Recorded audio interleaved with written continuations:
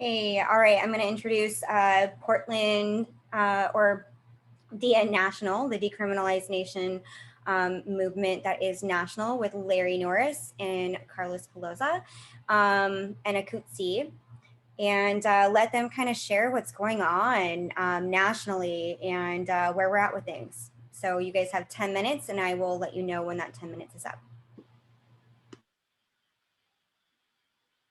Great. Hello, everybody. I guess I'll start off. My name is Larry Norris. It's really wonderful to be here again with Portland Psychedelic Society. I have had quite a few events with you all over the last year, including a nice event on integration and one on the Soul Home. Actually, believe it or not, for many of you who may have been around Portland Psychedelic Society since 2013, I actually helped to encourage some of the folks there back in the day. And we were all trying to figure out how to do integration and education events. So I've been linked with Portland Psychedelic Society for a really long time. It's really a pleasure to be here today. As Sarie mentioned, I'm a co-founder of Decriminalize with and board member with Aikutzi and Carlos here, and we're doing some amazing things across the U.S. right now. So for those of you who may have already know, we've passed DN-related policy in Oakland. It's passed in Santa Cruz, Ann Arbor, Michigan. Washington, D.C. passed a similar policy with 76% voter approval, and 3 cities in Massachusetts also passed. There is about 45 different cities across the US that are active right now, engaging with their city council members. We've had quite a few ever since COVID started opening things back up again, or things started opening up after COVID. We've had quite a few teams that are starting to do a lot more action-oriented events, in-person events, and that's been really exciting. We have probably 3 or 4 different teams that now have just recently gotten sponsors. And we are looking at probably having 3 more cities pass within the next, by the end of the summer for sure. Depends on kind of the sort of the process and how long that takes. But that's really exciting because, you know, as this momentum goes forward, every new city and every new place brings more news, brings more attention. Some of the cities we're looking at upcoming, one's a smaller city in California called Arcata. And then 2 cities in Michigan, which are happening. We're looking at Grand Rapids, Michigan, which is a little bit more of a conservative area. So pretty exciting that they're on the ball here, and they are probably going to pass in the next 2 to 4 weeks. And then just spoke with some folks in East Lansing, Michigan today, and they are also in the process of passing. We got a sponsor today, and they should hopefully be voting within the next month or so. So that's really exciting. And on top of that, we're also getting a lot of new teams that are forming out of you know, I always am kind of interested in the sort of collective unconscious of what happens, right? When all of a sudden, you know, 5, 10, 20 people from a particular state will all email at the same time. They don't know each other, and it all happens within 2 or 3 weeks. I don't know why or how that happens, but it's really beautiful to see. So places like in Oklahoma, lots of action happening right now in Oklahoma, lots of action happening right now in Nevada, lots of action happening, and we're going to be doing a webinar in Austin, Texas in the near future. And that's pretty exciting too, because we have sort of the East Coast and the West Coast, but really start building that central region for this grassroots movement. And I think that's also really exciting, because then some of the detractors who say things like, oh, well, it's only been in college towns or only this, that, or the other, we can really say, look, this is a widespread of all the different sort of diverse cultures out there that are really wanting to engage with plant medicine. And I think that's, you know, what we're really seeing that's becoming apparent over and over again is just this relationship to the plants. People really are connecting to the plants. They understand that plants are really important. Mushrooms are really important. We have an unalienable right to have our own relationship with nature, no limits, no sort of restrictions, no government sort of interventions, these types of things. So I think Aikutzi and Carlos are also going to share some time here, so I don't want to spend too long here. But if you have any questions, I'd be happy to answer them at the end. And thank you all for listening. Pass it over to Aikutzi.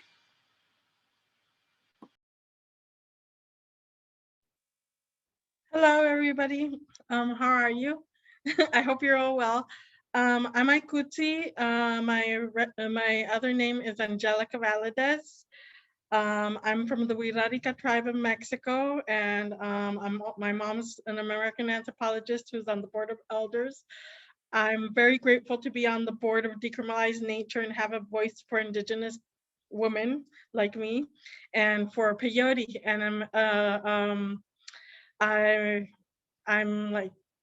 love peyote, and I love plants, and I hope that we can unite here and free the plants and really actually be conscious of that plants are for everybody and free, and that Mother Earth gave them to us, and they're Mother Nature's, and they're for us, her children. Well, I'm a little nervous, so I'll pass it on to Carlos, but thank you guys for coming, and I'll definitely welcome any questions after there's the Q&A.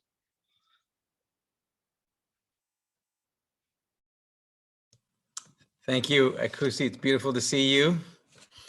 So I probably have about 4 or 5 minutes. Well, first, I'm Carlos Plazola. I'm chair of Decriminalize Nature, coming to you here from Oakland, Ohlone land. And my own background is I identify as Mexican, Mexican indigenous, Mesoamerican, Chicano, Latino, and an immigrant, children of immigrant to this country. It's a pleasure to be here and to be on this journey with all of you. I want to thank Sarie and your group for identifying your own ancestors and original people, natives to your land there in Oregon. And what's beautiful about that is I think when we do that, we are recognizing that there is a deep history to this land that predates colonization. And I believe when we do that, we're doing it to honor the people who are here, who were here, who had a deep sacred relationship to nature, to this land, and whose memories go back before time to this land. And I think many of us, perhaps most Americans who are embedded in the Western mind, who are recognizing the emptiness of the reductionism and of the commodification lifestyle, that there is something much deeper and sacred about the breath we take and the world we live in and the life we've been given and the colors we see each other. And so I think we connect to all of the ancestry of the land and the original peoples of the land because we're in pursuit of the sacred and we want to honor the sacred. It's that same spirit that connects us to these plants.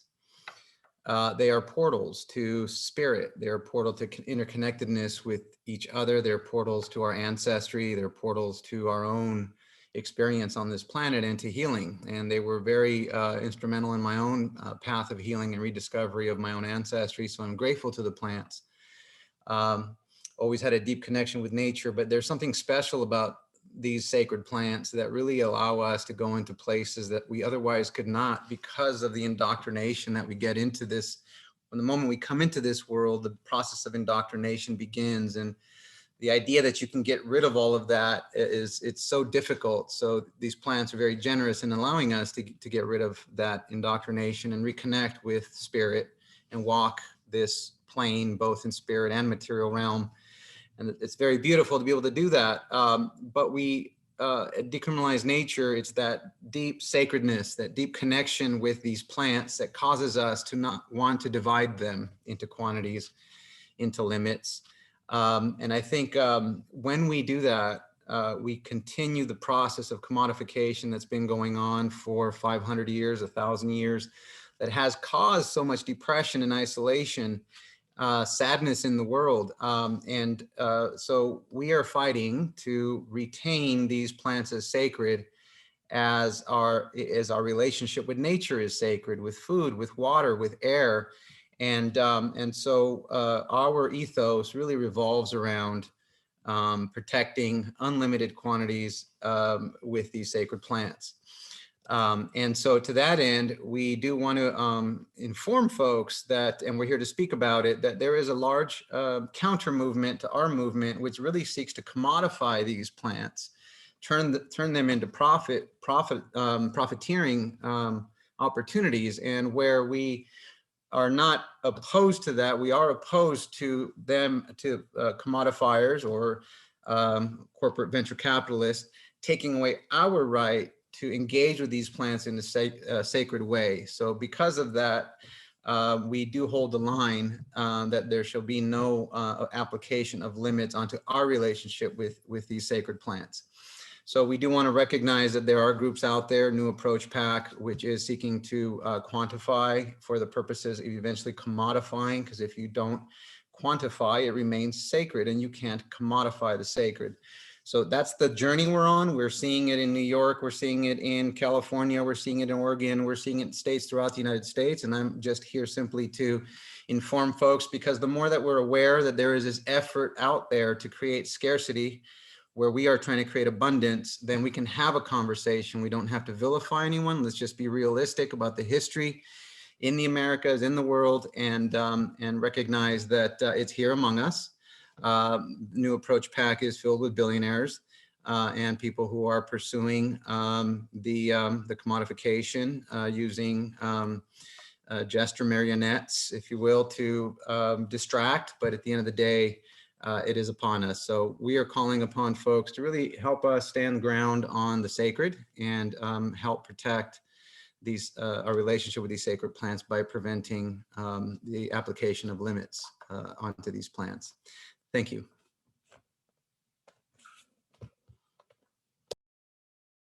Great, thank you, Carlos. Alex, you are up. Alex is the co-founder of DN Portland, and part of the movement here that is really important and impactful, and ready to hear, you know, the relationships to 109 and 110 and where you're at. Floor is yours. Thanks. Can everybody hear me? Cool. Hi, I'm Alex, and this is my co-founder, Bryan. He'll introduce himself, but my name is Alex. I use he, they pronouns. I'm half white, quarter Japanese, quarter Puerto Rican American. I'm co-founder of Decriminalize Nature Portland.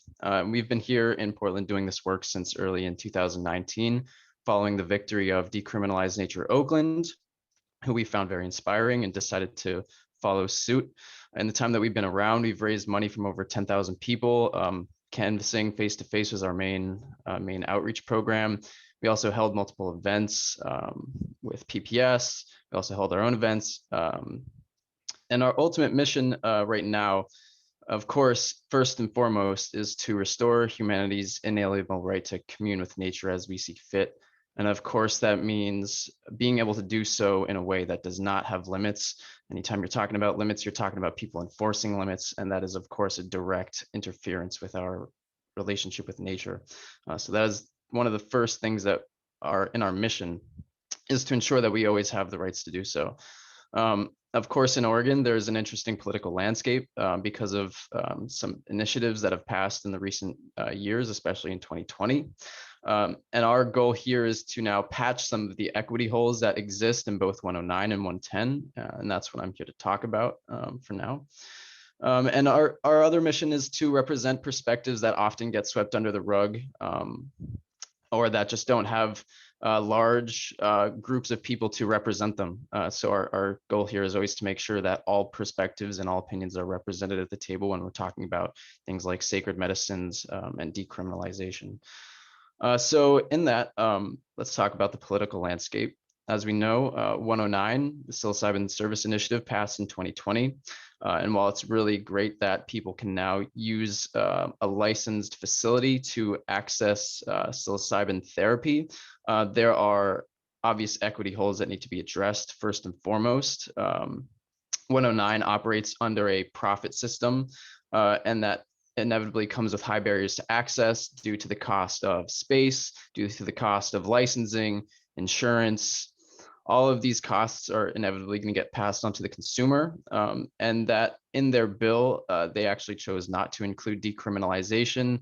Their initial version did, and then they wrote that out. And that doesn't provide protections for any of the people who have been here in the entire world as well, doing this work, administering psilocybin, facilitating people's experiences, integrating those things, helping people overcome their traumas. So that is one of the equity holes in 109, is that A, it doesn't provide equitable access for all people regardless of income, and B, is that it doesn't provide equitable access for people who are on the facilitating side who want to do this work on their own. 110 decriminalized all psychedelic, well, decriminalized all substances and some in small amounts. Substances like mushrooms and LSD have obvious limits. For mushrooms, it's a 12-gram mixture, meaning that if you had a 12-gram chocolate bar that had 1 gram of mushrooms in it, that's still considered a 12-gram mixture of psilocybin. So if you have more than a 12-gram mixture, you're getting a misdemeanor. If you have less than 12-gram mixture, you're getting $100 fine or getting, referred to a treatment center, which is obviously, when we're talking about things like entheogens, not appropriate, because not only is this a sacred medicine that people have a right to use without any interference from any enforcement agency, but also it doesn't. I'm sorry, I lost my train of thought. But yeah, right. So as well, like I said, LSD 40 hits is the max that you can have, and anything else above that, you're still getting misdemeanor. Obviously, these substances are being used to treat people of addictions, so that is another reason why imposing restrictions on people or trying to impose some kind of penalties for people using them is obviously not right. 110 also does not include cultivation.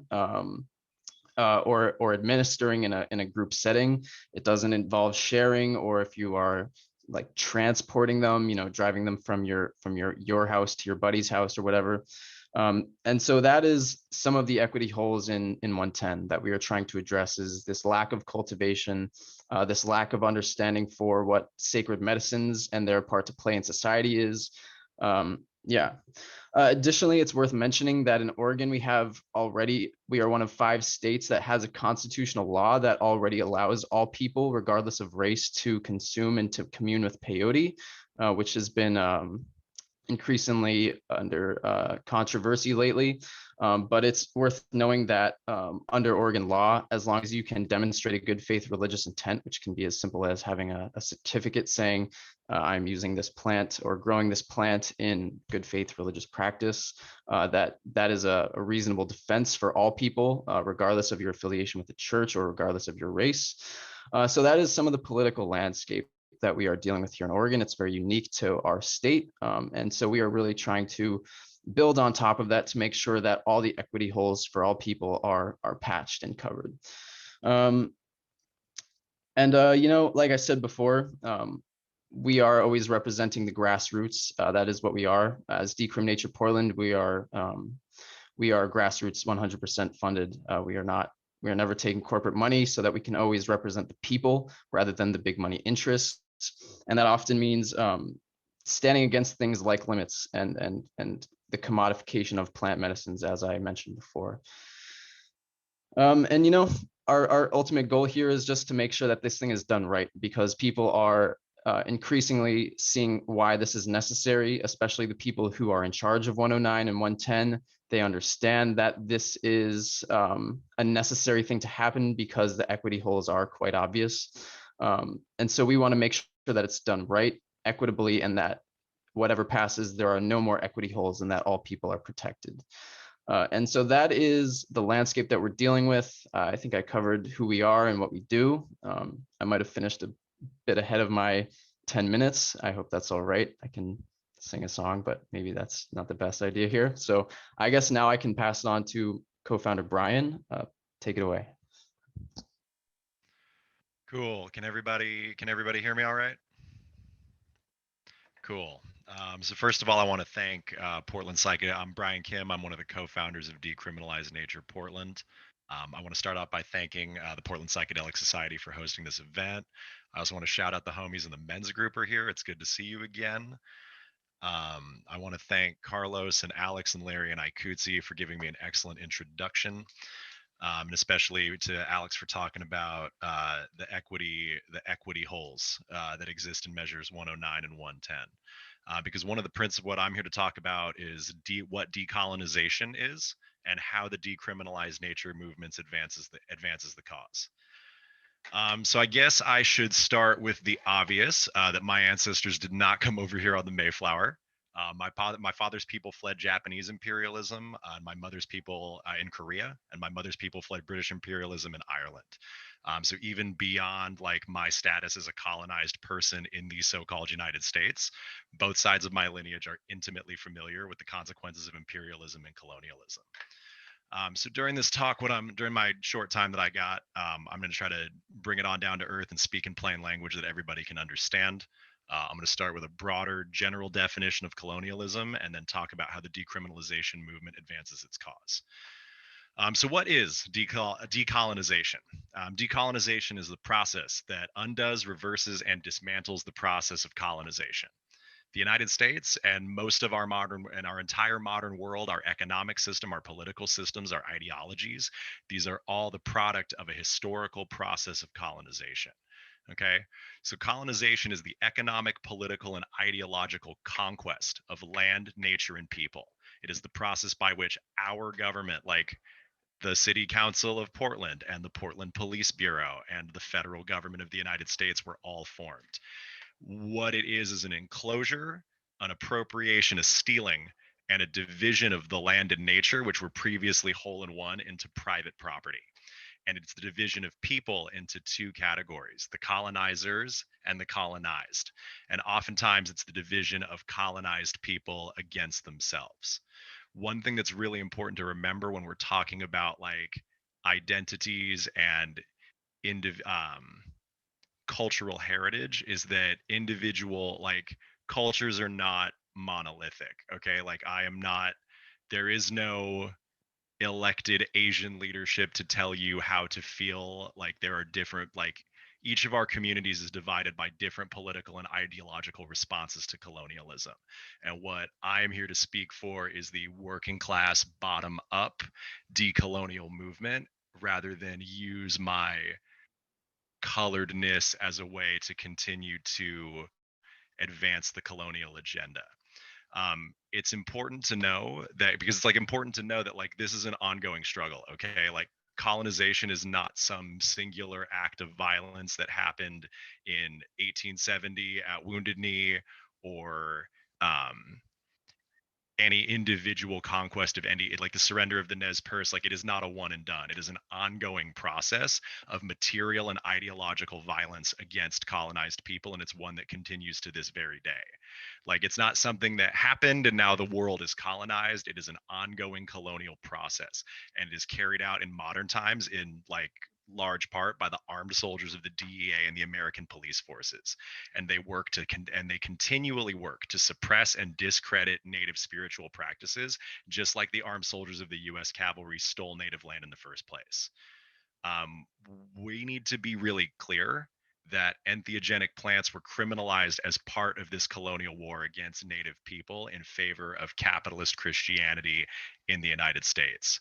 Like when you're trying to destroy and assimilate a people, like to bring them into your culture, one of the most effective ways to do that is to destroy their culture, to make war on their spirituality, to attack their faith, and to try to strip people of their ability to use sacraments, oftentimes at gunpoint.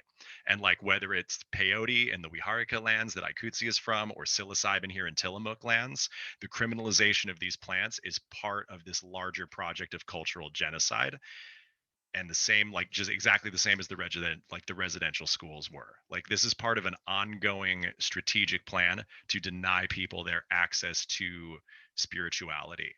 And in order to like reverse that process, we have to take these things that were made crimes and decriminalize them. It's important, and I think we should be really key here, like especially when we're talking about Measure 109 and like legal access to psilocybin therapy. Like legalization doesn't stop the process of colonialism. It just controls it, like gives it rules, and like brings these plant medicines and the spiritual healing and the spiritual and psychological healing like that goes along with that under the purview of the colonial government. Because when you legalize a plant, right, just like Alex was saying, like you're setting up licenses for growers, producers, and retailers through the government.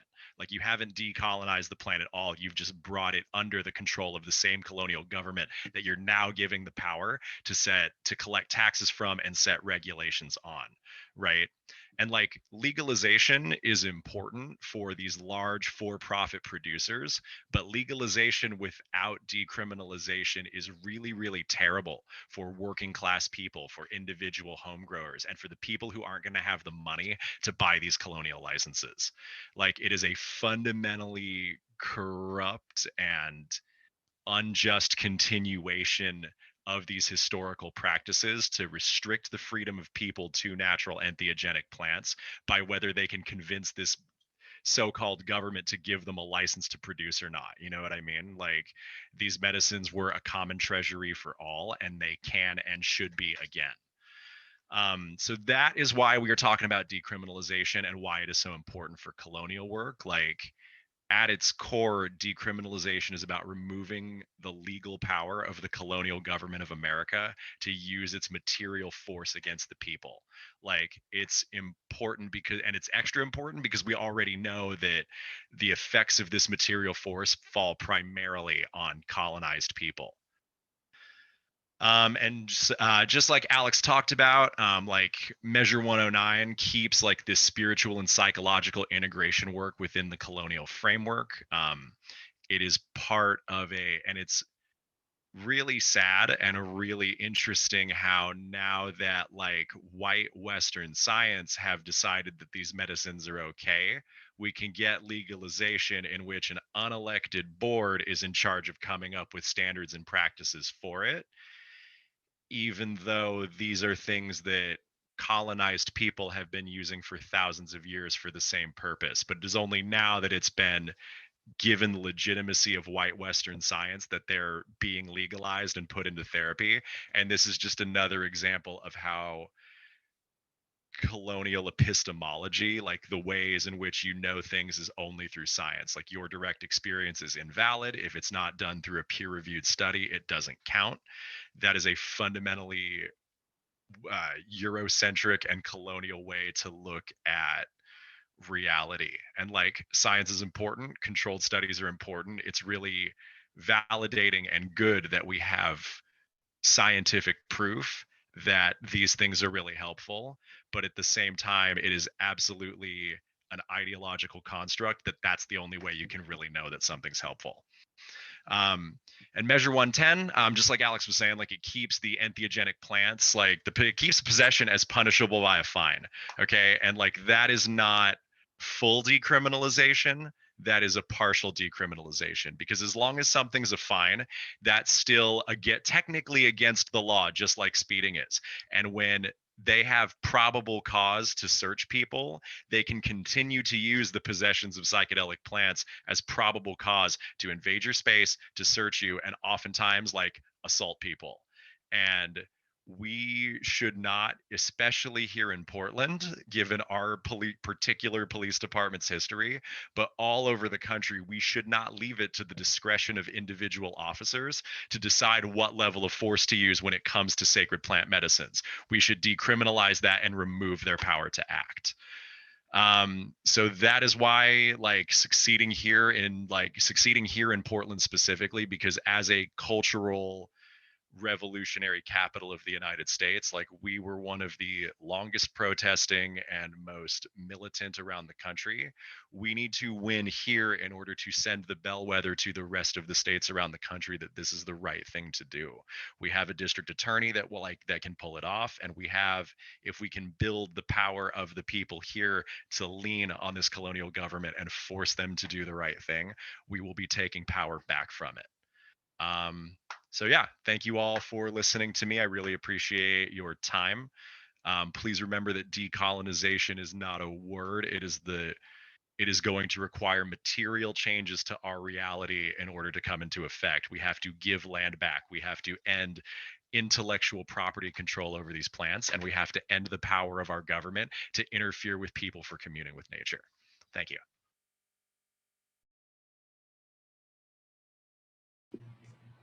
Thank you, Bryan and Alex and Carlos and Larry and Aikutzi. I don't know how many times I could just like do this the whole time, right? For hitting all those points and those topics, and for really speaking true to the movement. I feel like for me, definitely within the psychedelic realm and the communities that have been working towards 109 and 110, that have been doing the underground work, and that have been stewarding the movement. You know, PPS has been around since 2014. You know, and so we have these 109 boards, and we have people like building what is legal or what should be happening under frames that maybe or may not serve us. And these are conversations that we need to have. And I know that we are definitely working towards this, but the bigger relationship to what's fair, free, and actually gives sovereignty to all of us, with freedoms to the rights to explore our own consciousness, the right to healing, the right to religion, however that might be. And even going into your ancestry, what was the religions of your ancestry before Christianity? And that's another thing about like colonization that even Holly and I have talked about too, is like the element of Christianity within the relationship of control in this colonization, right? It's very masculine. It's very controlling. It's very, very much what we do and how we do it is under Christian rule. It still is. And so the rights to religion, the rights to spirituality, the rights to having sacrament, however you choose to do it, as a free human being, part of nature, is not granted, nor is it actually something people even possess as something that's your right. It's been so many years that we have actually been under this kind of like rule and discrimination that we don't even know that it's our right to have it. So Holly, I'm going to invite you on, and we're going to talk about the divine, sacred femininity of these plants and how that fits into this movement. Yes, and how everything, first of all, thank you all for being here. It's beautiful to see all your faces in the Brady Bunch boxes. Oh, I love it. Sending y'all love and light. And thank you all for having this conversation. And I can't really add a whole lot to what's been said, other than what has been described is, and what this movement needs, and the wisdom that these plants provide, is that we need a shift back to the feminine. Colonialism is itself a structure of toxic masculinity. And I want to say too that masculinity in and of itself is not toxic. It's beautiful, and we need it, and it's part of this, right? Mm-hmm. But for thousands of years now, we've had, at least in Western civilization, a shift, and not just a shift, but a denial of the feminine. And so everything that's been described here in the movement that DN is a part of is a grassroots, bottom up rather than top down movement. That is the feminine. Leaning into the softer, gentler way with things is the feminine. Giving space to sit with things that are hidden, and that includes voices that have not been heard. And this also is, the feminine is also, doesn't rush things, right? It sits and it listens, and it allows space for all of those parts to come up, and to give rise to those voices. And I think that that's something that's so important with this movement. I know that there's a lot of like FOMO energy out there for various reasons, whatever people's intentions are for getting into this movement. There's this feeling of this rise is coming up, and we feel it, right? We feel that there's an energetic shift. But there's this balance between, like, if we rush things through and we don't provide the space to allow people to obtain information, like for instance, what's going on in California right now, there needs to be time and space for people to sit with information that's been given to them, for them to understand what relationship that plays, and also to understand that even like our thoughts and our Western thoughts, we all are birthed into a disassociative society, and we all have a relationship with privilege and trauma and every other facet of this colonial narrative, and we all have our work to do. But one of the most powerful things that my relationship with ethnogens has taught me is that we're all connected. My healing depends on your healing. My healing depends on the person whose voice is not being heard.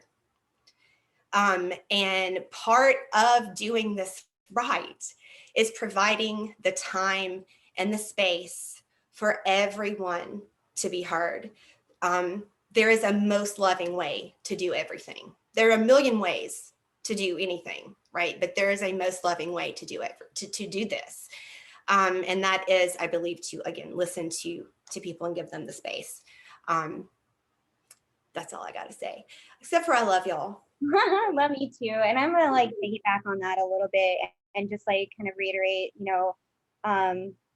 fundamentally, when we rush things, that produces rushed incentives and things that are not done appropriately.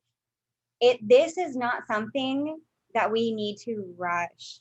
We need to educate people. We are just now stepping into spaces after this last year with pandemic, with riots, people coming to understanding that they were not educated on history, right? Not understanding the history and the deep-rooted aspects of racism, the war on drugs, how it affects our BIPOC communities, how it affects our neighboring countries, the relationship to our government and these neighboring countries, and the way that capitalism rapes and pillages.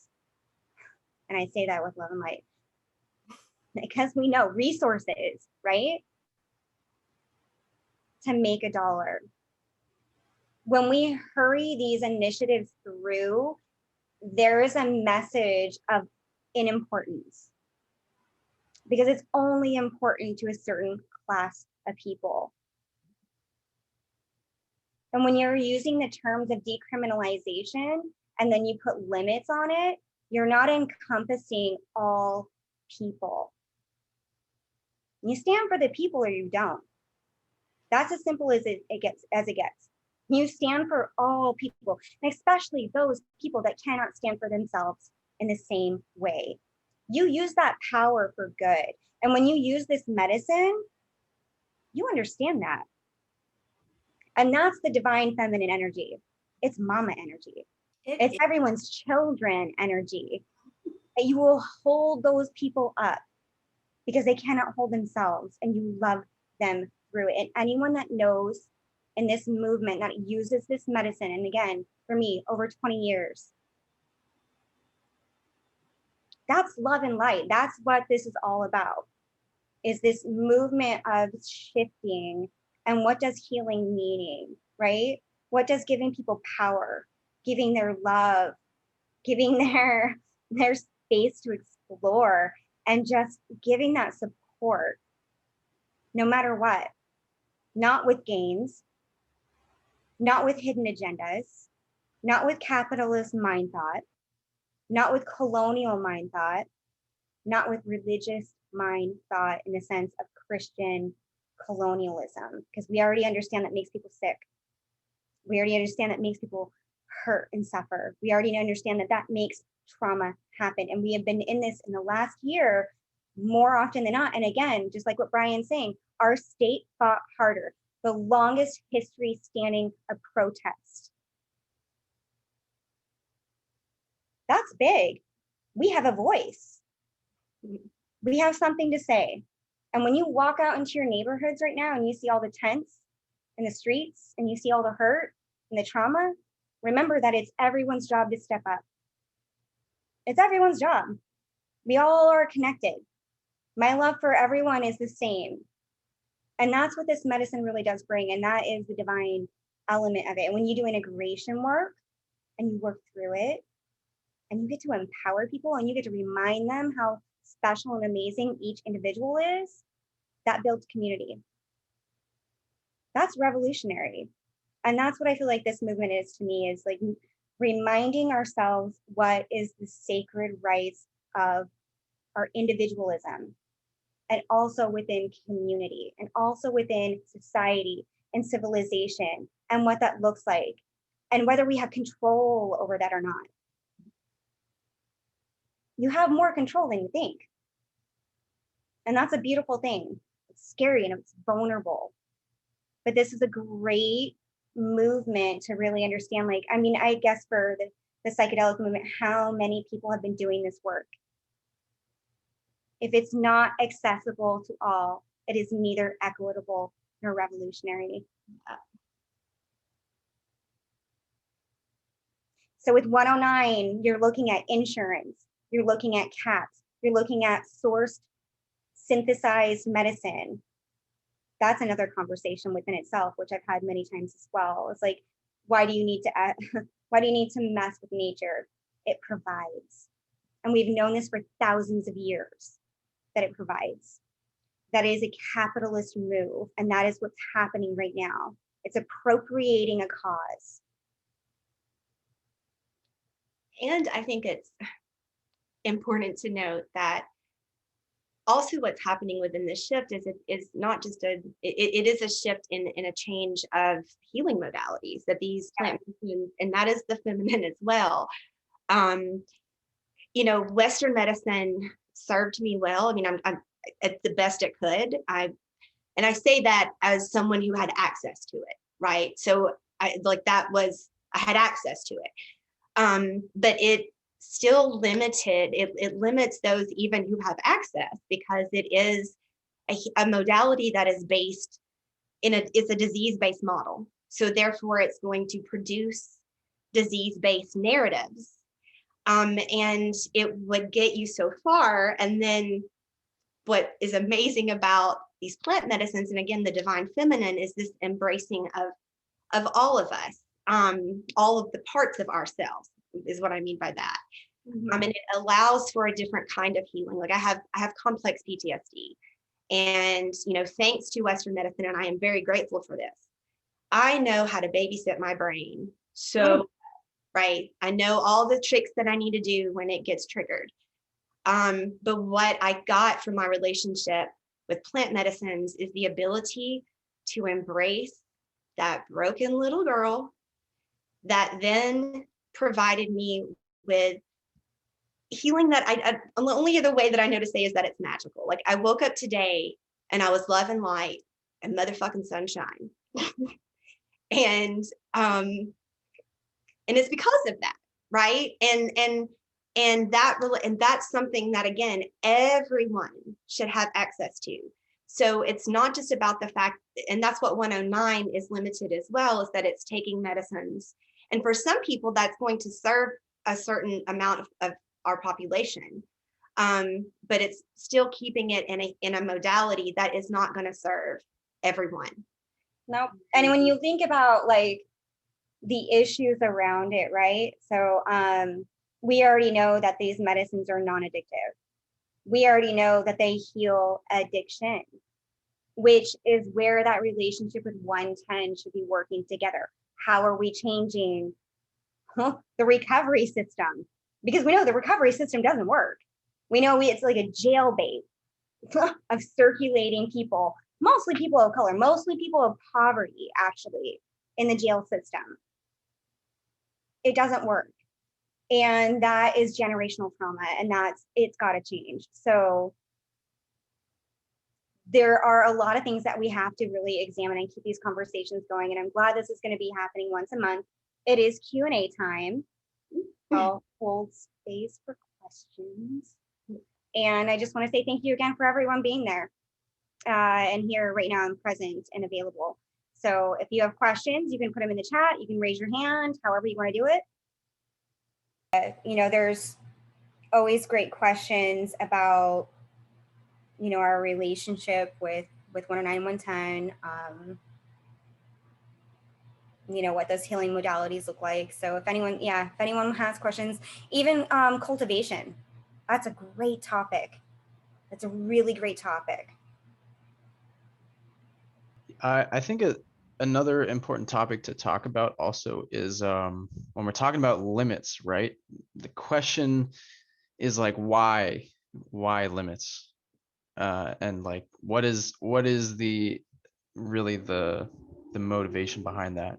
And that's something that I think is kind of blurry, because when we talk about health and safety committees, which is where the limits were introduced, a lot of times people, I think, and I don't know, this is my take on it, but that the limits are on paper and in public discussed as something that's a health and safety issue, right? We don't want people to have too much.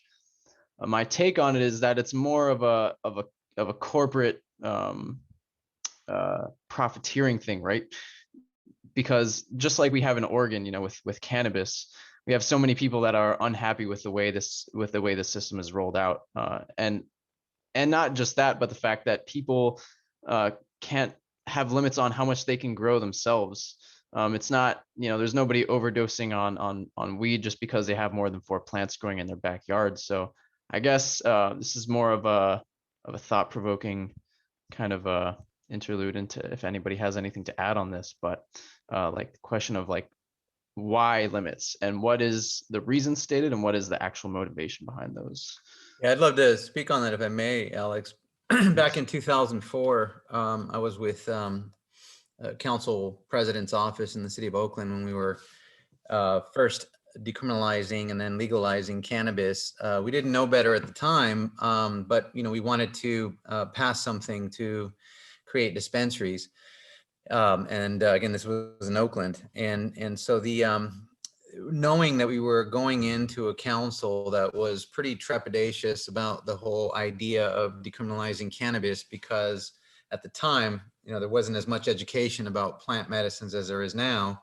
And a lot of folks had really been indoctrinated by the war on drugs.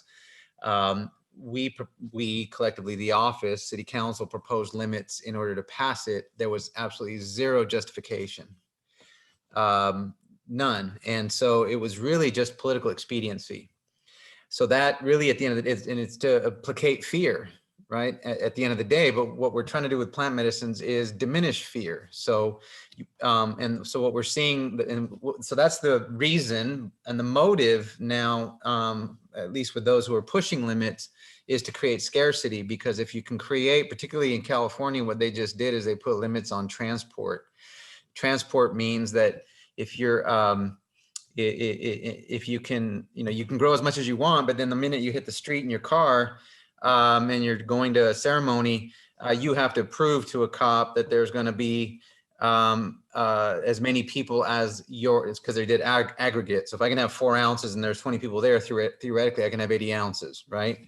But then if I'm driving and I'm maybe looking more privileged than others, I'm probably okay. But if I'm looking like this guy, which is, you know, I say it's a cousin because I have cousins who look like this, who did a lot of prison time. If you're trying to heal and you look like this, you're probably going to go to jail. But really what you're trying to do is just heal, right? But you're carrying a lot of trauma with you. So limits don't serve those who need the medicine most. So, but it's a great way of creating the scarcity in our community, because now we can't build local economies with them, because now we can't share as much. If somebody's really good at growing mushrooms, you can't share with those who aren't as good as much. So it limits our ability to distribute in our community in a grow, gather, gift model, which is why we're so concerned about it. And the tactic that we saw in California just last week, this week, which I'm still integrating, is that they knew it was coming to health committee from the very beginning. They being the sponsors, being New Approach PAC and, you know, Facebook billionaires and Miracle Grow billionaires and folks who are behind New Approach PAC, knew that it was coming to health committee. They'd already met with the chair long ago, I'm sure, because if you're politically savvy, you meet with the chairs. So they knew that there was going to be concern about limits. And rather than educate them, we could have been educating the health committee members for 4 months, telling them about the ancestral history of these, teaching them about indigenous ways with these, teaching them about the sacred, about the low risk. Instead of doing that, they took it right into the lion's den of fear. Well, of course, this is a medical community, right? This is a health community. They're so indoctrinated in the Western mindset that this is a perfect place to take a bill if you want to get limits set. So that's the playbook that we saw happen here. And it just tells us they're very sophisticated at knowing how to maneuver this into a process where fear is ubiquitous in order to achieve their goals. Yeah. Well, Carlos, one of the questions came up in the chat is what is SB 519 and how does it affect Portland and places outside California? Do you want to give the room just like a little bit of background on what you're talking about with the health committee and that, Jess? Yeah, sorry about that. So SB 519 is a bill in California that was initiated in February of this year by Senator Scott Wiener out of San Francisco. It was to decriminalize psychedelics and plant medicines. Initially, everybody was quite excited, but over time, what we saw was more and more the writing was being done by kind of behind the scenes. And so we began to get concerned. We began to watch really closely. So it decriminalizes psychedelics and entheogens. And initially it had no limits on plant medicines. As it was going through the process, we saw more and more concerns around synthetics, no concerns around plant medicines. In fact, it was quite amazing to watch that the entheogens were pretty much well received by everybody in the Senate and in the Assembly. So it really reaffirmed what we knew, which was that people who know about the background of plant medicines and the safety of them really don't oppose decriminalization. So that's SB 519. And I forgot if there was another, how does it apply to Oregon? It's because it sets the bar for decriminalization of entheogens. And this is really the risk to the rest of the nation about what happens in California. We're such a big state, such a politically influential state, that as goes California, many people say, so goes the nation. And so as you guys start pushing decriminalization in Oregon, there is more inclination to go, oh, well, California put limits on it, so Oregon can put limits on it. And then you go to Colorado, oh, well, California put limits on it, so you should put limits on it, right? Because in politics, it's always the path of least resistance. What's the easiest thing to do for my political career so I don't have to take risk? And so what have other states done? And so once one state sets a limitation or a control mechanism, then other states, other politicians in other states are going to grab that and say, well, we want that too, because it makes me feel safe with my electorate, particularly moderates and to less progressives. I hope I answered your question, Brian. I've got a question on that. Sorry. Larry, you can totally go. I just want to add one little thing there too, which I think is the idea of this idea of political expediency and trying to push something through. Carlos and I and another person had a meeting with the consultant for the health committee chair. And in a single half an hour, we went from her being strong no on limits to, oh, I totally understand why plants and mushrooms shouldn't be limited. In a single half an hour.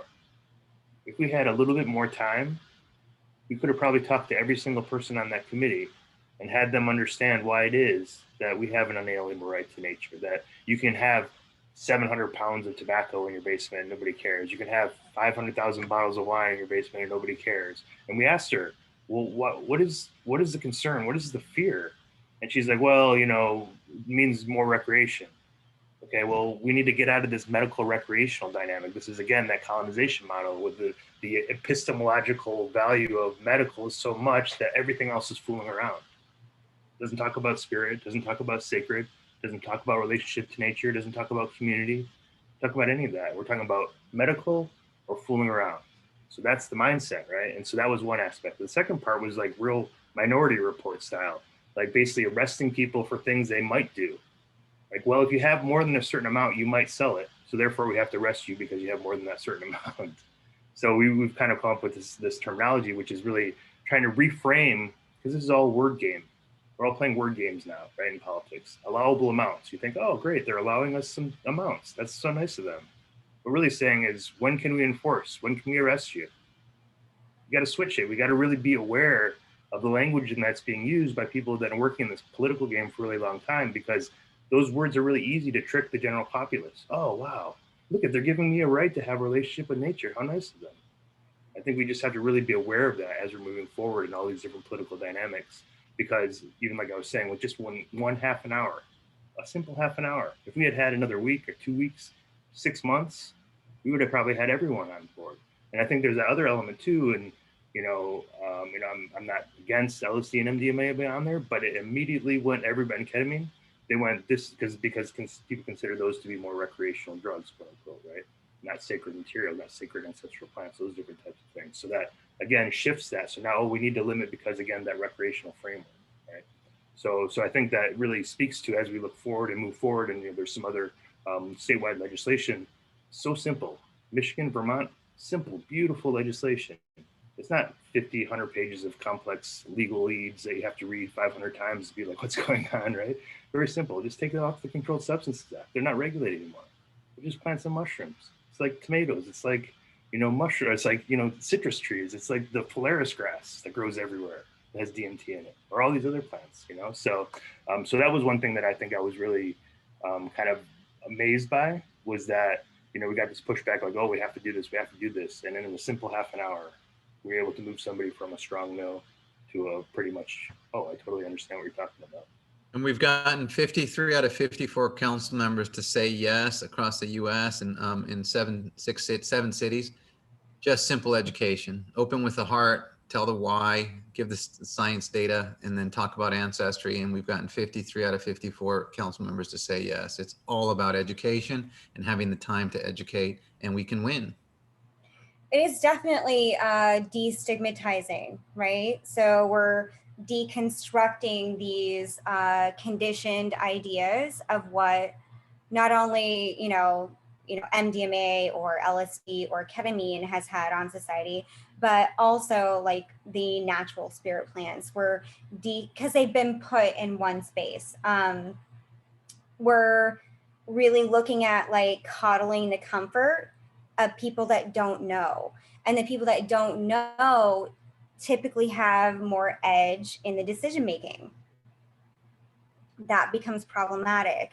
And so education definitely is where that focus needs to be, and moving out of the construct of big pharma. I think that it's not ignorant to say that we all understand there's issues with big pharma. We can look at the opioid issues, we can look at the Sacklers, we can look at the Rockefellers, we can look at all of the big money, all of the pushing in it.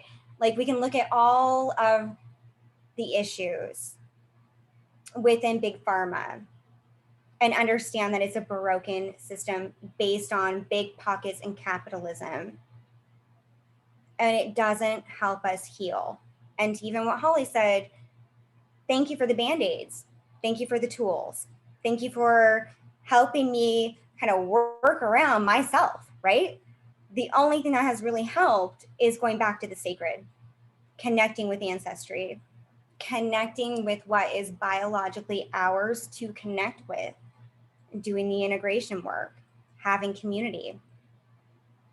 We have there are 2 questions in the chat.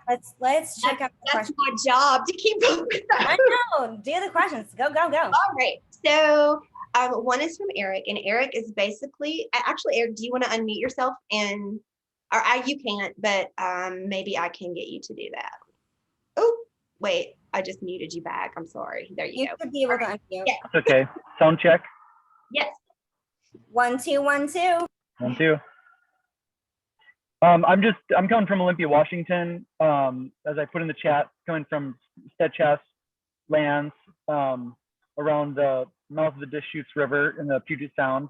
And I'm surprised not to find a DN group in this area. I know there's a Seattle group, but I don't see it being as active as the Portland group. Maybe I'm not seeing the whole picture, but I just want to find more people to listen to and learn from and get behind and help move things in the right direction, but with the consent and advice and leadership, mostly, leadership of BIPOC voices. And is there anybody up here?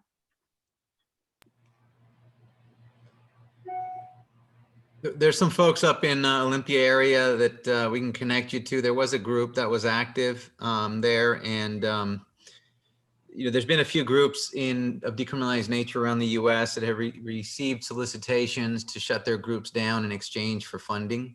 Oh, nice. That happened in August, September, October, November of last year, and the group in Olympia. You're near Tacoma?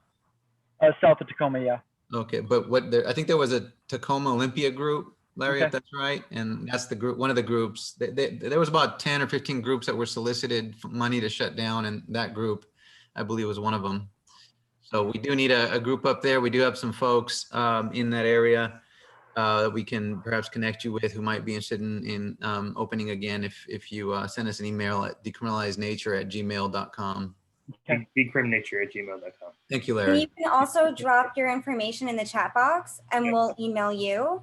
And Okay. also a way to represent the Northwest and totally a Seattleite and lived in Tacoma too. So Will do. Thank you. yeah. All right, and then Patrick had a question. Patrick, I'll ask you to unmute too. Boom. Yay. Yeah, sure. So I guess I was just curious about the tension that necessarily exists between the idea of decriminalization and removing all state-imposed limits as they relate to what's probably very likely the use of a lot of these medicines for purely recreational use. And I don't mean to suggest I'm against recreational use, but these are clearly can be much more powerful and potent substances than things like cannabis, right? And that's in large part the reason why this insane prohibition over the past 40 years came into being, was because people just cavalierly and without any understanding of the need of it or the way to use it responsibly happened. And I'm really curious to understand what's the thinking here around that tension. One quick clarification. I would just like to say, I know a lot of people like to blame Timothy Leary and the cavalier attitude of people in the 60s and 70s for why this was criminalized. But we have to go to Nixon and realize this is something that doesn't have anything to do with Timothy Leary. Medical system loves to blame Timothy Leary because they can always say, look, the grassroots blew it. Look, the grassroots played around too much. And yes, maybe people were doing it recreationally. But a lot of these plants and mushrooms that we're talking about, maybe mushrooms, but nobody's going to do ayahuasca recreationally. No one's doing iboga recreationally. No one's doing cacti with mescaline recreationally. They're doing it in a sacred manner. Maybe the LSD, okay, yes. Maybe the MDMA, okay, that's a different scenario. Maybe mushrooms. But at some point in time, it's like, people are realizing like, hey, wait, this is a really profound experience if I go inward. And that's part of building culture too. Like, because in the past, we sort of learned from that already. Like, oh yeah, like we need to sit and do this in a sacred manner. Yes, there are people that are still going to go do things at festivals and parties and that type of thing. That's not going to not happen. But I don't think that we can say, well, there's a reason to limit it now because if somebody has a gram more, they should get arrested for partying versus somebody that doesn't. And so I think that's what we're really trying to get out of that mindset, right? I would like to. I know. I want to like. What is it? When we take it out of even psychedelics, that if we look at models in Liverpool that have been around, I mean, they decriminalized all medicines in Liverpool. And those models, I mean, and we're talking about things that are highly addictive. These plant medicines are not, but we're talking about they decrimmed everything and provided injection sites and smoke sites. Use of those medicines, even the ones that are highly addictive, did not go up. And this has been in practice for 40 years. I would be happy to send you the research on it. Also, there's the models in Portugal, which took a similar model, but did it over an entire country. And again, their use of recreational use of any substances does not increase. People that are going to seek these medicines are going to seek these medicines. And I think that education, like we were talking about before, education is why it's so, that's a huge part of risk reduction with these. I have, my kids are 21 and 20. I'm going to, continue, again, education. It puts personal responsibility back to that person. And then in that sense, also personal empowerment comes from that as well. So I'm going to add on to that also, like working with PPS and doing the events. I have privy to doing so many different events on so many different topics, right? One of our best events is Art Under the Influence. When you look at these medicine and you're thinking, okay, if I can just use them for healing, that's all they're good for. That's limited, that's narrow, that's linear thinking. These are expansive, right? We have the ability to use this medicine to understand complex like systems like LSD. You know, they're like a palette. As an artist, I'm an artist. You have the ability to see color spectrum. You have the ability to see frequency and connection and things that you wouldn't normally see.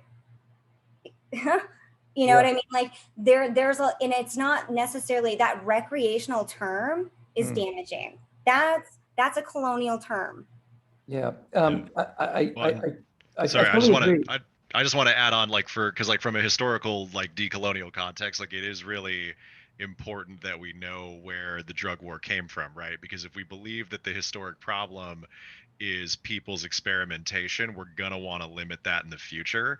And I pulled up one of my favorite quotes from John Ehrlichman, who was President Nixon's domestic policy advisor the year they signed, pushed, and passed the Controlled Substances Act. And this is Dan Baum interviewed him in 1994. This is the quote he gave to an author researching the drug war. You want to know what this was really all about? The Nixon campaign in '68 and the Nixon White House after that had two enemies: the anti-war left and black people. You understand what I'm saying? We knew we couldn't make it illegal to be either against the war or black, but by getting the public to associate the hippies with marijuana and blacks with heroin and then criminalizing both heavily, we could disrupt those communities. We could arrest their leaders, raid their homes, break up their meetings, and vilify them night after night on the evening news. Did we know we were lying about the drugs? Of course we did. Like, so that is the dude who worked in Nixon's White House to make the war on drugs happen. Like, the insane prohibition of the last 40 years is part of a colonial construct, and they push this narrative, they push this propaganda that it's our fault they cracked down on us. But I promise you, my friend, it is not. Which PPS has an amazing YouTube Expanding Minds panel discussion on the history of the war on drugs. And it is so informative. It's beautiful, actually. It's one of my favorite things to listen to. And I've done it multiple times, not only just being present there, but just as a reminder of why this movement is important.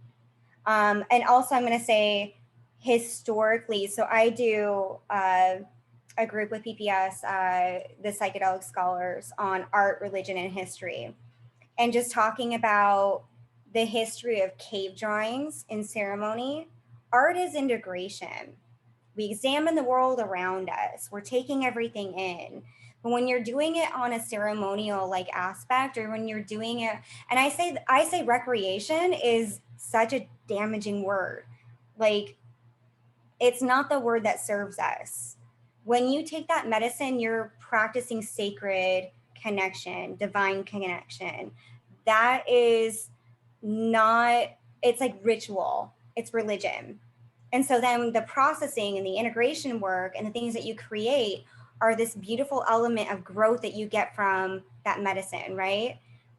So it is, again, more education on what are the stigmas of the past that are conditioned? What are the stigmas in the language that we use that hold us back? And what is that language that we need to dismantle, just like colonialism, so that we can liberate ourselves to really having the best benefits of everything that we're doing here in this movement, and then also getting the best out of what we can within this medicine. And if that means that you want to take mushrooms to explore creativity, it's okay. That's a fundamental right. That's an inalienable right. And that's the problem with what these structures have, is that they tell you it's not okay. One of the things I heard a few moments ago that really stood out was, I think you, Sarie, mentioned the idea of being able to, the right to explore our consciousness. Yes. Right? And that's a powerful way of phrasing it. Very powerful. Terrence McKenna, you know, OG. This work has been done like before my birth. But yes, we have the right to explore our own inside. As above, so below, right? What does that mean to you? And I would like to say, and this will be the last thing I'll say in this conversation too, but I think it's 52. is Yeah, that I'd like to say something too. is that After what recreation Sarie for said. me, even like when I used these medicines when I was in my teens, integration was not a word. Having an intention was not a thing, right? But they gave me the experiences I needed. Whether I was coming to them, like, again, like we bring ourselves to these medicines bring themselves to us, and that even recreational use, it profoundly changed my life.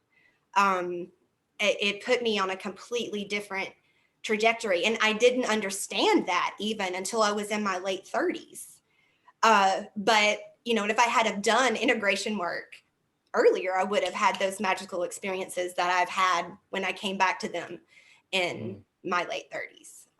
The legal system keeps you in fear and shame. And particularly for individuals who have experienced trauma, and for our BIPOC community members, they experience larger proportions of trauma than we do. Escaping and feeling love and light and being, having a beautiful experience is in itself fucking healing. and profound. Yeah. And love and light to you, Patrick. That was a great question. Thank you for, I didn't mean to hijack the whole conversation. I really didn't. Thank you for answering my question with such generosity and graciousness. Thank you. Thank you for asking, brother. Aikutzi wanted to say something as well. Oh, Aikutzi. Aikutzi. Oh, is she still there? She froze, I think. Man. Maybe give her Sarie, did you want to add something and then? Real Aikutzi, can you please stand up? Okay, we'll give her a minute. Oh, yeah. Looks like she popped off, so maybe she'll be back in a second. I want to do, oh, she's back. There you go. Hi, Kutzi, you're up. Go off mute. Holly, you might have to unmute her, or Kazzrie. Hold on 1 second, Aikutzi. You're on mute. Okay, Aikutzi, I'm going to. Okay. Oh, yay. Hi. Well, I just wanted to piggy up a little bit on what Sarie was saying. And I just say, you know what? Limits don't work, because everybody has their reason of doing the sacred medicine, sacraments, and following their ceremony. And many of you have expressed individually, but when it comes to Indigenous people, we could do a ceremony and it's our family. And it's, maybe it's my brother, my dad, my cousin's sister, my cousin's brother. Maybe our nephew followed and came, and well, we have to transport our medicine. And this is also with you, because there's so many Indigenous tribes in the United States that don't have the blessing of going and getting their medicine in their gardens. They don't. And it's really horrible, because a lot of people receive their medicines in the mail. So how do we change this? We have to decriminalize, and this has to be globally, not just in the United States. But as far as peyote, and as far as limits, and as far as for who and what, well, maybe I'm sick. Maybe I'm very sick right now. And what you're gonna say, well, you know what, you need this much medicine, but because of somebody's opinion that wasn't using it for another purpose that wasn't, for healing, we're only gonna give you this little vial of medicine. I don't think so. It doesn't work. So we got to really look at the bigger picture of including our tribe, or family, or friends, and really planting these medicines for ourselves. Something really happened in this pandemic, and we really have to wake up to the reality. And it was hard for me, right, Brother Carlos? It was hard for me to deal with a pandemic, and that things were not going to be normal, and just, like doing ceremony, and just like being like a zombie world. So it was a little bit hard for me. But now what I grasp here is that we're all already more connected to nature than ever. So this is our test right now that we have to do. We have to like not put these limits, and there's somebody that has to understand why we can't put these limits, because it's not just recreational, it's not just personal. This is like medicine, and it's the medicine that's going to go beyond I thank you to the chemist that came on and said that, you know, in his perspective that he said the chemist was good, but you know, this goes beyond, because if there's nothing, the only medicine we're going to have is nature. And if we don't have these entheogen plants, what are we going to do? You know? So thank you so much for my 5 cents of speaking my opinion, but we have to look at all perspectives here, and that's fine. Thank you so much. Sarie, may I take a minute to give one more important reason on no limits? Yes, no, you have 6 minutes, and honestly, take your time. Like, if people want to pop off, they can pop off, but the floor is yours. Thank you. Yeah, when we first started this movement back in around January of 2019 here in Oakland, we asked ourselves a very important question, which is, so we, particularly speaking about people from communities of color or marginalized communities, low-income communities. So you wake someone up from the trauma, and suddenly, intergenerational trauma in some cases, and they're like, oh, wow, now I understand what happened to me, and it wasn't me. It's not that I suck. It's that these other things happened to me. Where do I go from here? And in many of these communities where we have deep trauma, there's no jobs. There's very little affordable housing. People are living, not even check to check in some cases, hand to mouth, and in very, very difficult survival arenas surrounded by violence. So one of the things that we understood was that as we begin to see economies emerge from plant medicines or things that grow from the ground, and how those are used and processed and space is held, that all of that should be local economy, so that we can do it in reverence to each other, to community and nature. And so one of the things that we came up with and we were working with in Oakland and are working with in Oakland is the Oakland Community Healing Initiative. And that says that we are going to build a community serving, human focused microeconomy around things that grow from the ground. So that we can have the space holders accountable to communities, so that we can have those who grow and those who test and those who process into teas, into chocolates. The community knows them. Wow. But we can't do that if we start setting limits on transport, because what we do is we get that sucked into the state. So now the state becomes a regulating agency more and more and more. And as is happening with cannabis in so many states, that it becomes extremely expensive and extremely highly controlled to open up those kinds of operations, and then it becomes an extractive economy. So once you say yes to limits for the things that grow from the ground, you're in essence beginning to shift power up to a state level and beginning to shift it to become an extractive economy. And that's one of our biggest concerns right now in Oakland, because we were very much counting on building local economies. So I'm meeting with a bunch of council members next week and the week after to try to help them understand what just happened with respect to building the economy that could serve the people that we intend to wake up from the trauma in our most challenged communities. Thank you for that input. Should we move on to the next questions? Yeah, let's try to get the next questions as much as we can. There weren't any other questions. I thought there was. Let's see. I know Bryan's handling some in the chat as well. But yeah, if there are, I thought it would be cool if Kyan wanted to speak a little bit more. I would just like to hear from a chemist. That'd be kind of cool. Yes. Like, Yeah. Just like what you were talking about in the chat, maybe, or you could elaborate on what you're talking about.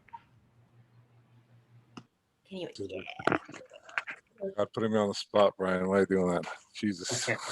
Because you're my brother Jesus. and I love you. You got this. Yes, you got this. Good evening, everybody. So yeah, just speaking from a chemist's point of view, I don't know if you folks are familiar with Hamilton Morris, but he talks a lot about how these compounds, like as a chemist, like we need them, like to be open and kind of like unlimited, like Aikutzi was saying. Is like with the limits, if you put a limit on stuff, I think is really bad, because life as human life is, as a human being, is unlimited. It's like we have no glass ceiling as a human being. Like, for example, a dog or a whale, you know, it only can do so much, right? But a human being has unlimited potential. That's why like we struggle so much. And so it's really important not to have limits on these natural medicines because they're basically like tools, you know, it's like each one is like a toolbox, or each one's like a tool in your toolbox, you know, so as a chemist or as any of us, if we decide to work with these things. So if we want to limit them, then and say like, oh, you can only use them recreationally or you can't use them recreationally, it's like this is all the ego trying to come in and put limits and control things. And I think we just got to like recognize this and just step back and just respect what is there. Yeah, and that's all it is. Like I look at these things like very, if you want to look at them like very like, you know, scientifically, they're tools, and if you want to look at them very spiritually, they're tools. So we just can't limit them, and that's it. There's no like, you know, no bias. That's in my mind in that realm. So, but yeah. Thank you for that ad. And yeah, definitely my perspective is always, it's a, you know, just like they're tools, right? For me, it's a palette, it's a medium. And however we use them is going to give you something different with the different medicines. And we don't want to limit those toolboxes. We don't want to limit that exploration. And we don't want to have somebody else tell us what that means for our own consciousness. That's an intangible thing. How can someone else measure my consciousness when we haven't even defined what it means as a whole? Great philosophers are still arguing that. Yeah.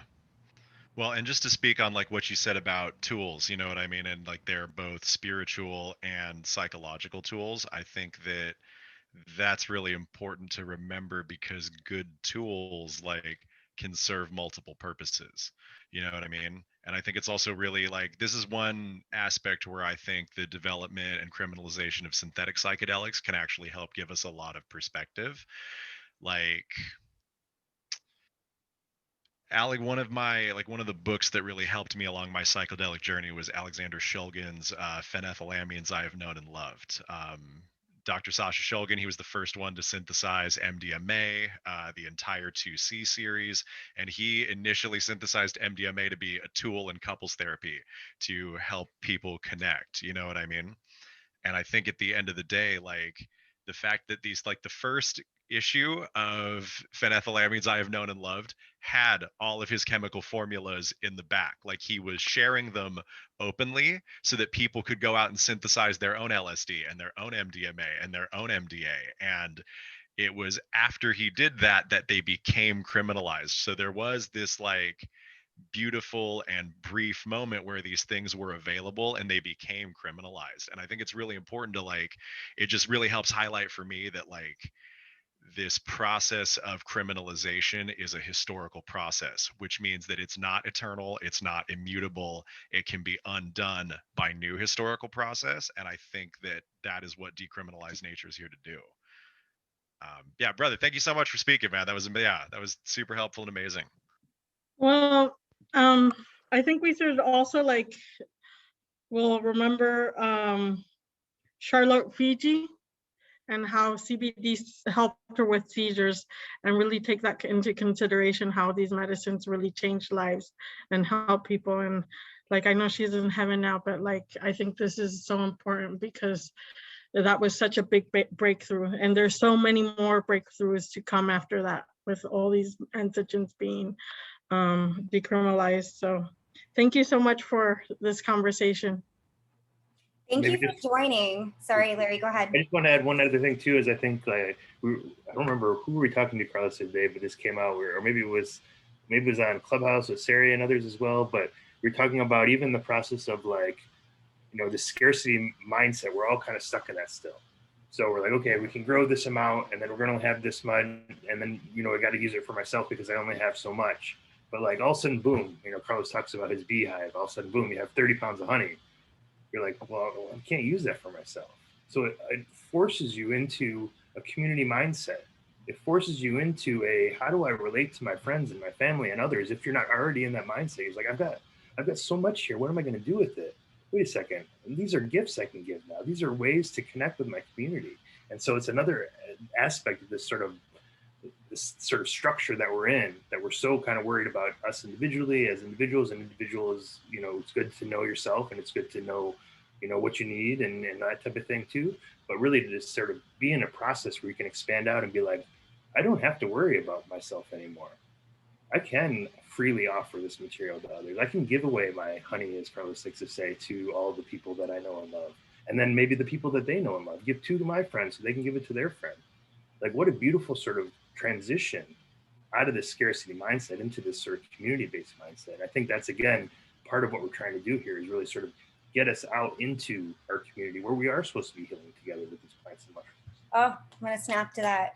The reality is like our history has pushed us, modernity moved us into these singular households, right? Secular households, singular households, and away from communal living, right? So we're not living with community, we're not communing, we're not growing our food together, we're not practicing religion together, we're not practicing ceremony together.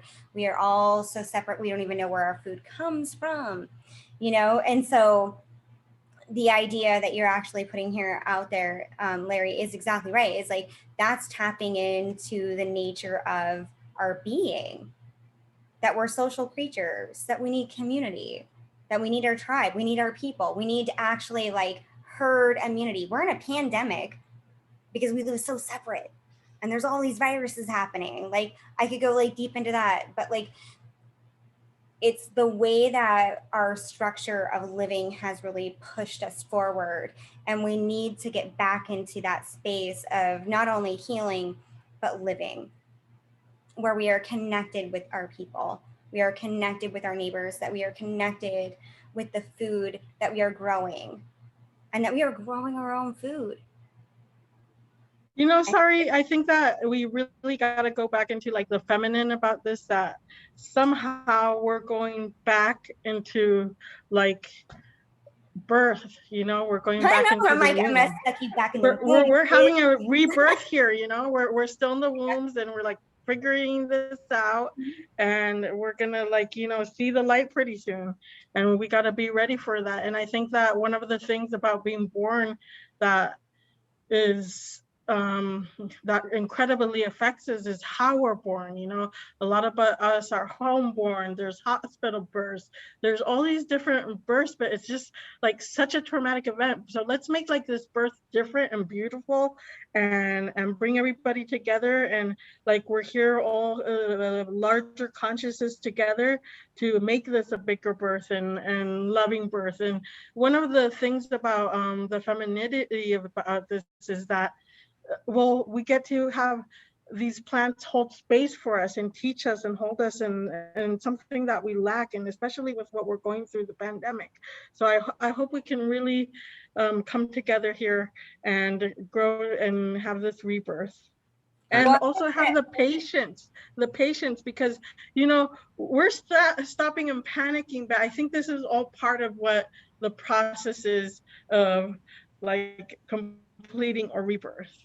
May I thank you, Aikutzi. I need to jump off, but I wanted to just, I really appreciate for us, by us's questions about can we actually do this and how do we do it, which is great, you know, to discuss how we actually do this. I want to just start by saying that, you know, anyone who's done deep medicine work knows that we are defining our own reality. Like, we are living in someone's reality. It just so happens that it is a reality created by others and imposed upon us, but even within that reality, we can move and create our own.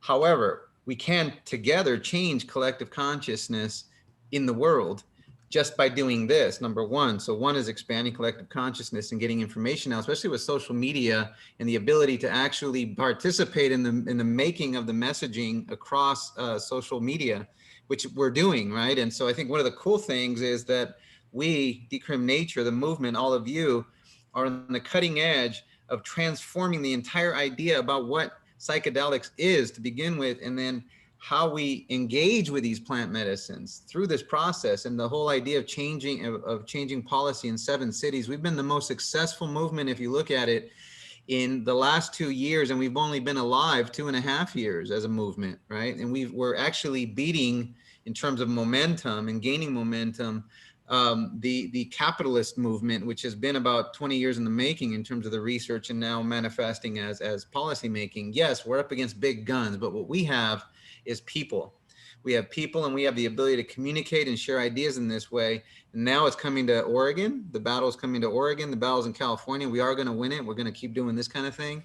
So I think at the end of the day, it's education and information. It's organizing city by city, decentralized organizing, leaders emerging and inspiring other people in their own locales. Larry mentioned we're going to have 3 more cities this year by end of summer.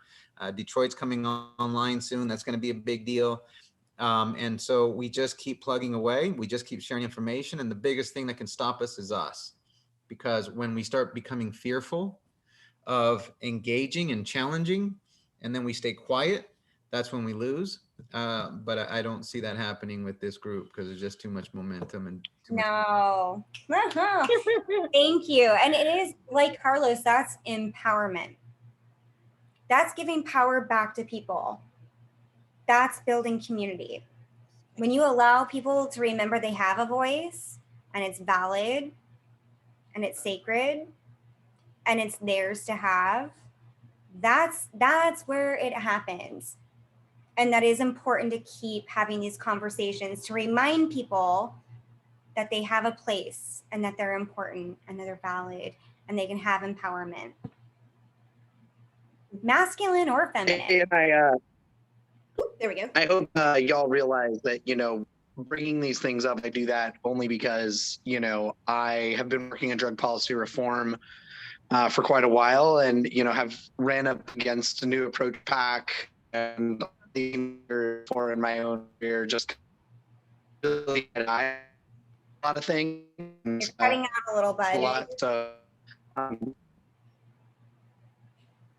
Yeah, it's hard to hear you. It's hard to hear. You may want to turn video off so we can hear you because it's yeah. You're losing bandwidth. Can you hear me now? Slightly better. Still You sound a little like a robot. I definitely want to hear you though. I can just text it. Throw it in the chat. Yeah, throw it in the text. We're gonna do this every month. Every month. Okay. Okay, Like, it's already give more bandwidth for 8:41. next month. Yeah, no, we're gonna do this every month. I mean, Portland's our state, and Alex and Bryan are community members of Portland, have founded and started this movement, and know what it takes to make things happen based on where everyone's been at within this movement. And I want to give props to Alex and Bryan. And I want to give props to the leadership of Larry and Carlos and Aikutzi. That we are Thank you. part of the Thank same you. ripples, Thank you. right? We are part of the same ripples. What happens here happens everywhere. What happens there happens here. You know, we are all connected and we are all a family. And this is something that we had to remember and do together, like building that tribe. So every month we will be here doing this and having continued conversations and hopefully more questions and involvement. Yeah, and thanks to PPS for creating the space for us. Like, we really appreciate it, and like, really happy and stoked to see everybody from the community. Thank you. Really appreciate y'all's participation, and looking forward to seeing y'all in a month. Yeah, I always enjoy. If anybody insights, thank you guys. Yeah. If anybody wants to get more involved, I have dropped our email and our Instagram handle into the chat a couple times. If you are interested in getting involved and helping here in Portland, definitely feel free to hit us up. Okay. Yeah, now go ahead, Aikutzi. Okay. Well, I guess that we all have the right to our birth, our death, and to Mother Nature and our sacred plants and medicines and our healing. So love you all. Thank you for having me, and blessings to all of you. I'm so happy you were here. Thank you for being present. Thank you, everybody. And Kazzrie, thank you for being a goddess. Thank you, Kazzrie. You are the best. Yes.